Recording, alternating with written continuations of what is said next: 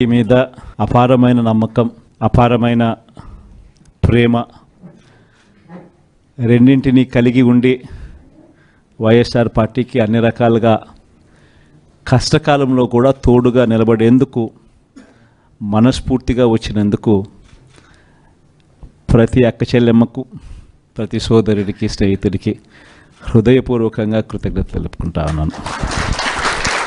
ఈరోజు రాష్ట్రంలో జరుగుతూ ఉన్న పరిస్థితులన్నీ కూడా మీకు అందరికీ కూడా తెలియని కావు. రాష్ట్రంలో జరుగుతూ ఉన్న దారుణమైన పరిస్థితులు ఎలాగున్నాయి అంటే ఇంతకుముందు ఎప్పుడు జరగల. అసలు మనం అధికారంలో ఉన్నప్పుడు ఏ రోజు ఎంకరేజ్ చేయాల. ఎన్నికలు అయ్యేదాకా మాత్రమే రాజకీయాలు, ఎన్నికలు అయిపోయిన తర్వాత మనకు ఓటు వేయని వారు కూడా మనవారే అన్నట్టుగానే ప్రతి అడుగు కూడా మనం అలాగే వేసాం. ఏ స్థాయిలో అలా అడుగులు వేశాము అని అంటే ఏకంగా మనకు ఓటు వేయని వారిని సైతం కూడా వెతుక్కుంటూ వెళ్ళి డోర్ డెలివరీ చేస్తూ ప్రతి పథకం కూడా అమలు చేశాం. ఆ స్థాయిలో మంచి చేసే ప్రతి కార్యక్రమానికి శ్రీకారం చుట్టాం. ఎక్కడా కూడా డిస్క్రిమినేషన్ అనేది ఉండకూడదు, ఎక్కడా కూడా కరప్షన్ అనేది ఉండకూడదు అనే ముఖ్యమైన ఉద్దేశాలతో అడుగులు పడ్డాయి.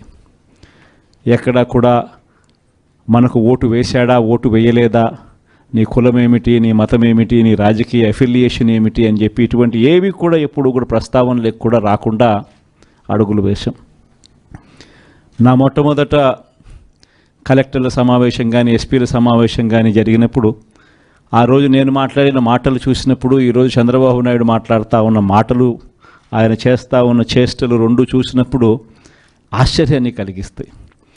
ఎందుకంటే మనం ఆ రోజు పంపించిన మెసేజ్, ముఖ్యమంత్రిగా మనం ఉన్నప్పుడు పంపించిన మెసేజ్, న్యాయం ధర్మం అన్నది అందరికీ ఒకటే, న్యాయం ధర్మం కాపాడడానికి మనమంతా ఉండాలి అని చెప్పి ఆ రోజుల్లో మనం మాట్లాడితే ఈరోజు మాత్రం ఎలా ఉంది అని అంటే న్యాయం కొందరికి మాత్రమే అన్నట్టుగా తయారు చేశారు ఈరోజు వ్యవస్థను. ఏ స్థాయిలోకి ఈరోజు దిగజారిన లా అండ్ ఆర్డర్ కనిపిస్తూ ఉందనంటే పై స్థానంలో పైనున్న వాళ్ళు రెడ్ బుక్లు పెట్టుకుంటారు. ఆ రెడ్ బుక్లలో మంచి చేసిన వాళ్ళ పేర్లు ఏదైనా పెట్టుకొని వాళ్ళకు మంచి చేసే కార్యక్రమం జరుగుతుందని అంటే అది కాదు. రెడ్ బుక్లలో ఎవరిని తొక్కాలి, ఎవరిని నాశనం చేయాలి, ఎవరి ఆస్తులు ధ్వంసం చేయాలి, ఎవరి మీద కేసులు పెట్టాలి అనే అంశాల మీద రెడ్ బుక్కులు తయారు చేసుకొని పై స్థానంలో ఉన్న వాళ్ళు రెడ్ బుక్కుల పేరుతో అరాచకాలు సృష్టిస్తూ దొంగ కేసులు పెడుతూ ఎలా ఇరికించాలి అని చెప్పి ఆరాట పడుతూ విధ్వంసానికి పై స్థాయిలో వాళ్ళు పాటుపడతా ఉంటే కింది స్థాయిలోకి వచ్చేసరికి ఎవరెవరి స్థాయిలో వాళ్ళు కూడా రెడ్ బుక్కులు తెరవడం మొదలుపెట్టారు. నియోజకవర్గ స్థాయిలో వాళ్ళు, మండల స్థాయిలో ఇంకొకరు, గ్రామ స్థాయిలో కూడా ఇంకొకరు కూడా రెడ్ బుక్స్ ఓపెన్ చేసి వాళ్ళు కూడా విధ్వంసానికి పాల్పడడం జరుగుతూ ఉంది. ఈరోజు ఎక్కడా కూడా న్యాయం కనిపించడం లేదు, ధర్మం కనిపించడం లేదు. పోలీసులు పూర్తిగా ప్రేక్షక పాత్ర వహిస్తూ ఉన్న పరిస్థితులే కనిపిస్తూ ఉన్నాయి. మొట్టమొదటిసారిగా ఈరోజు పోలీసుల సమక్షంలోనే పోలీసులు దగ్గరికి ఎవరైనా కూడా మాకు అన్యాయం జరిగిందని చెప్పి పోలీసుల దగ్గరికి వెళ్ళి కేసు పెట్టడానికి మనం ప్రయత్నం చేస్తే ఎదురు కేసులు మనవారిపై కూడా వాళ్ళే పెట్టే పరిస్థితులకి ఈరోజు కనిపిస్తూ ఉన్నాయి. ఎలాంటి దారుణమైన పరిస్థితిలో ఈరోజు వ్యవస్థలు కూడా ఉన్నాయనంటే అన్ఫార్చునేట్గా మనకు ఒక ఈనాడు, ఒక ఆంధ్రజ్యోతి, ఒక TV5 ఇలాంటి గోబుల్స్ ప్రచారం చేసే మాధ్యమాలు కూడా మన దగ్గర లేవు. నాకు ఆశ్చర్యం అనిపించింది మనం చూస్తూ ఉంటే పెద్దిరెడ్డి రామచంద్రారెడ్డి గారి మీద జరుగుతూ ఉన్న పరిణామాలు.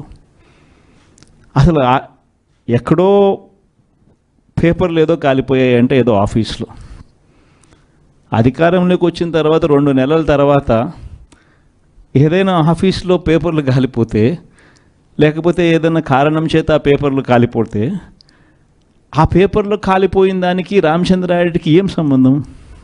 ఎవరు అధికారంలో ఉన్నారు, ఎవరి గవర్నమెంట్లో ఉన్నారు? అందులో ఒక చోట పేపర్లు కాలిపోతే కింద ఆఫీసులలో పేపర్లు దొరుకుతాయి, పైన కలెక్టర్ల ఆఫీసులలోనూ పేపర్లు దొరుకుతాయి. ఆర్డీఓ ఆఫీసులలో పేపర్లో కాలిపోతాయి, ఎంఆర్ఓ ఆఫీసులలో పేపర్లు దొరుకుతాయి, ఎంఆర్ఓ ఆఫీస్లో దొరుకుతాయి, పైన కలెక్టర్ల ఆఫీస్లో దొరుకుతాయి, పైన అంతకన్నా పైన హెచ్ఓడి ఆఫీసులలో కూడా దొరుకుతాయి. ప్రతిదీ కూడా డిజిటైజ్డ్ అయిపోయిన పరిస్థితులు కనిపిస్తూ ఉన్నప్పుడు హార్డ్ డిస్క్లు లేవా, సర్వర్లలో ఉండవా? వీళ్ళే ఏదో చేస్తారు, దొంగ కేసు మళ్ళీ వాళ్ళ మీద పెట్టి మన వాళ్ళకి అంటించే కార్యక్రమం చేస్తూ ఉన్నారు. నేరం చేయాలంటే భయపడాల్సిందే అని చెప్పి ఒకవైపున స్టేట్మెంటు, ఇవాళ ఈనాడులో స్టేట్మెంటు, నిన్న సాక్షిలో హెడ్లైన్స్, తాడిపత్రిలో ఎమ్మెల్యే కంటెస్ట్ చేసిన ఎమ్మెల్యే పెద్దారెడ్డి తాడిపత్రి నియోజకవర్గంలోకి అడుగు పెట్టాలి అని అంటే అడుగు పెట్టడానికి వెళ్ళినప్పుడు ఏకంగా అడుగు పెట్టాడు అని చెప్పి ఇంటి మీద దాడి, ఇంటికి వచ్చిన కార్యకర్తలు మురళి అనే వాళ్ళ మీద దాడి, రాళ్ళు ఒకవైపున. ఈయన స్టేట్మెంట్ ఈరోజు నేరం చేయాలంటే భయపడాలి. మరి ఒకవైపున కాంట్రడిక్షన్, ఒకవైపున భయాందోళన ఆయన క్రియేట్ చేస్తూ ఉన్నాడు, మరోవైపున స్టేట్మెంట్లు ఆపోజిట్గా ప్రజలను మభ్యపెట్టే స్టేట్మెంట్ను మళ్ళీ ఈనాడు క్యారీ చేస్తుంది. అంటే పద్ధతి ప్రకారం భయాందోళన క్రియేట్ చేయడం, పద్ధతి ప్రకారం ఈనాడు, ఆంధ్రజ్యోతి, టీవీ5, చంద్రబాబు నాయుడు వీళ్ళంతా కలిసి మళ్ళీ ఏమి జరగనట్టుగా మళ్ళీ వీళ్ళు రివర్స్ కథనాలు మళ్ళీ రాయించడం, ఇవి జరుగుతూ ఉన్నాయి. ఇలాంటి పరిస్థితుల్లో నిజంగా ప్రతి కార్యకర్తకు కూడా, ప్రతి నియోజకవర్గంలో కూడా